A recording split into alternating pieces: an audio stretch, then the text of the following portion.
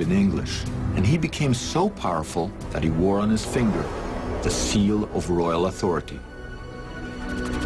Discovering Joseph's seal at Avaris would prove that the Israelites arrived here exactly when our timeline predicts. That would be like finding a needle in a 3,700-year-old archaeological haystack.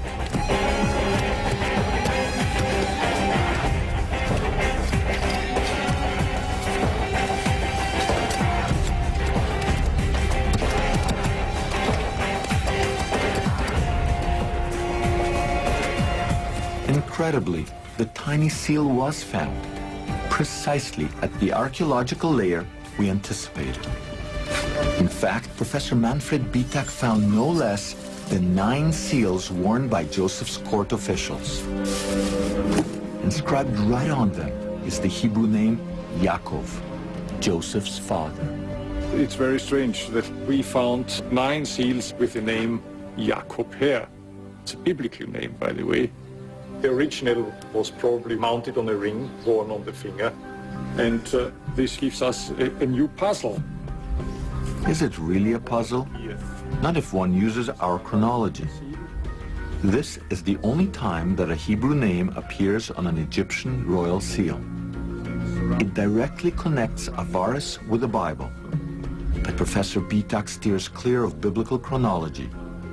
He's under the constant watch of the Egyptian Antiquities Authority, who have made Avaris off limits to the public.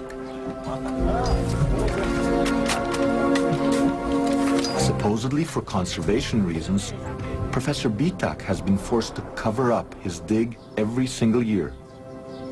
The area is then plowed, seeded, and cultivated by local farmers.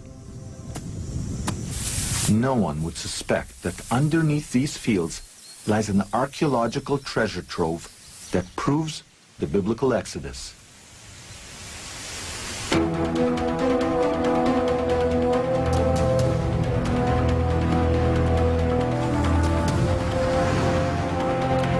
Now that we found hard evidence for the arrival of the Israelites in Egypt and their rise to power, we went searching for archaeological proof of their downfall and the slavery that led to the Exodus. In search of the evidence, we had to travel to a place called Serabit El Khadim, 400 kilometers south of the Nile Delta into the Sinai Desert.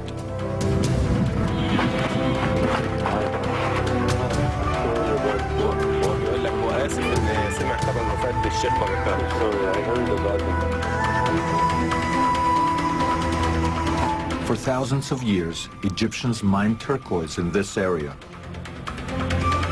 Often they used slave labor. The ancient turquoise mines are off the beaten tourist track. The only ones who know their way in this area are the Bedouins, who still live at the foot of the mines. I heard once that the Bedouin, they can do like the Prophet Musa, that they know which rocks have water in them. They break it. Is that true? We got here, paid our respects to the local sheikh, and recruited one of his sons to show us the way. Okay, let's go.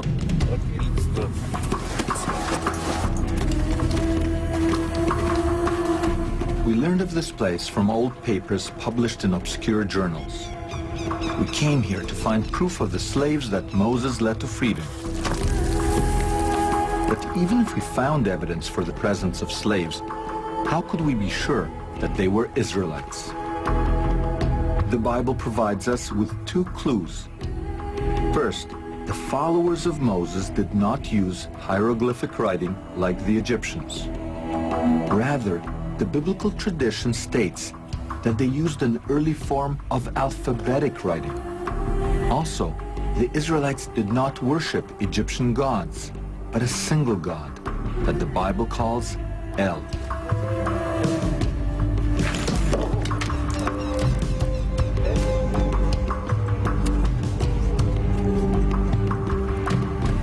To support our new biblical timeline, we needed to find alphabetic inscriptions carved by slaves some 3,500 years ago. In our wildest dreams, they would also mention the biblical God. El.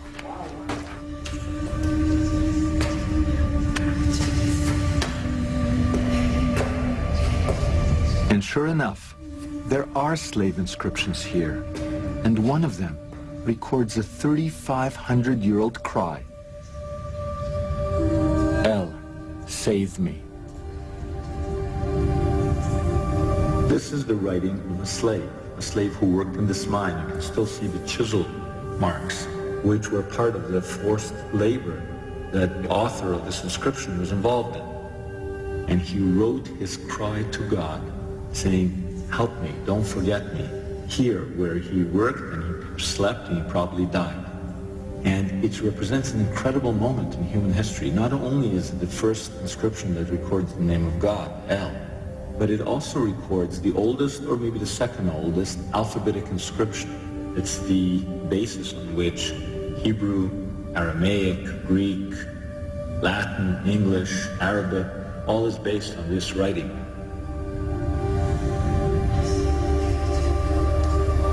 Pretty incredible that after all these years we would be here to record this man's cry.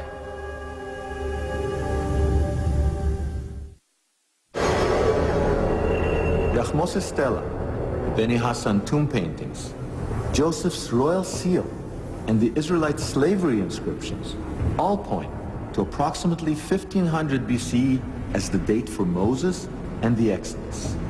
If our date is correct, then there's something else that we have to factor in. Around 1500 BCE, people living along the Mediterranean experienced one of the most cataclysmic events in history, the eruption of the Santorini volcano in modern Greece. This eruption may be another crucial clue for decoding the biblical Exodus. This is the island of Santorini, 700 kilometers from the Egyptian coast across the Mediterranean. It is literally the mouth of a volcano. Some 3,500 years ago, Santorini was destroyed by one of the worst volcanic eruptions in human history. When it erupted, the volcano essentially brought to an end the Minoan civilization that once flourished here. It sent an ash cloud that measured some 40 kilometers straight up and 200 kilometers across. The sound of the eruption circled the Earth some 10 to 12 times. To put this in perspective, an eruption like Santorini would be hundreds to thousands of times stronger, more explosive than the atom bomb that was dropped on Hiroshima. The energy of that eruption was so immense, you would have had these huge explosions that were happening, and you hear crack, crack, crack. For hundreds of kilometers, people around were listening to it. We were getting earthquakes, probably magnitude 3, 4, maybe even 5 or higher, that were happening extremely rapidly.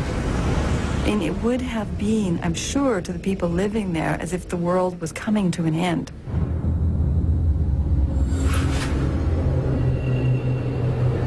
So perhaps the cataclysmic events described in the Bible, such as plagues, darkness, and the parting of a sea, are somehow connected to the Santorini eruption.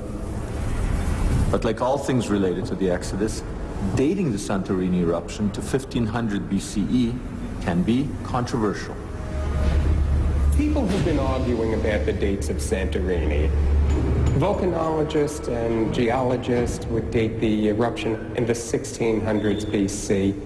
Archaeologists tend to date it in the 1500s BC.